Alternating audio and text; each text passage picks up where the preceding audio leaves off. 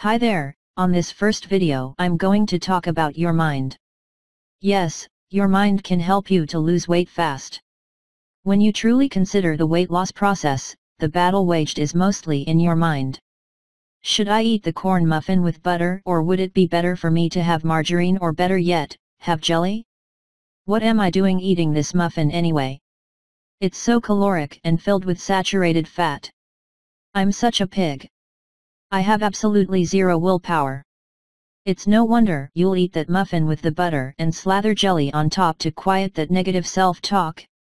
What you need more than a diet is a way to shift those negative self-defeating thoughts to more adaptive, positive self-statements.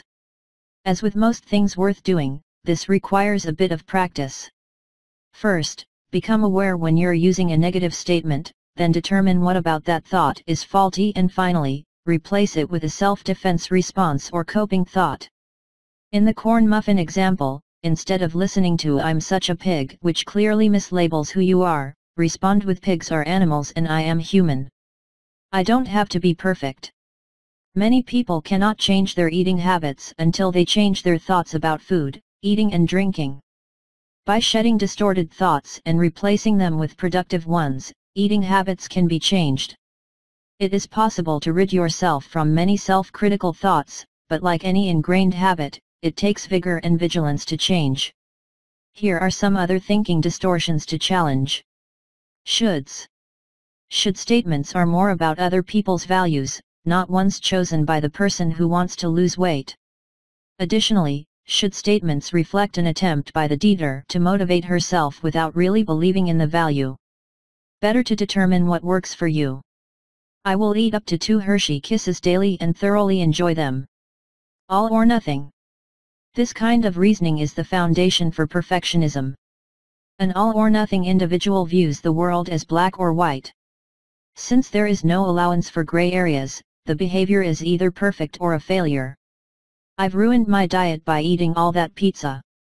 I can't stay on a diet and I'll just always be fat. Maybe the problem does not arise from the behavior. Maybe the problem is with the diet that does not allow for pizza. I do not want to give pizza up for the rest of my life, so what I need is a way to include pizza in my diet without feeling like a failure. Let me try having a salad, dressing on the side, before the pizza to take the edge off my hunger. Good foods or bad foods? If the truth be told, foods do not misbehave. Foods are not good or bad. While it is true that some foods have more nutrients or are more fiber-dense than others, all foods can be enjoyed. How we think about food colors what we eat and how much we eat. If a food is labeled as bad, such as fries, then for many individuals that food is taboo.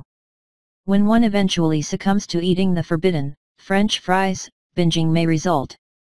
Rather than continue with dichotomous thinking of good food or bad food, shift to allow space for all foods you like without judgment. Instead of "I ate those fries which are so bad for me" to "I really enjoyed that small portion of fries. They really satisfied me." Body distortions. Rather than dwelling on how fat or thin you think your body is, it is extremely helpful to view your body in terms of what it can do for you. For example, when you look in the mirror, instead of zooming in on your stomach which looks 5 months pregnant, although your last baby was 9 years ago, tell yourself "My body has given life," or "My body enables me to go where I want to and allows me to have fun." The conversations that are going on inside your head cannot be stopped. However, what you can do is to be aware of negative self-talk and understand that it has little to do with actual reality. When you believe this, you can respond to the critical voice with a more objective, coping thought. Although negative thoughts may not be stopped entirely, they can be quieted by listening to your compassionate, caring voice. In much the same way you would sympathize and listen to a close friend, listen to yourself. Be your own best friend and chances are you'll have greater weight loss success. Thank you for hearing me. I will surely come with more weight loss tips.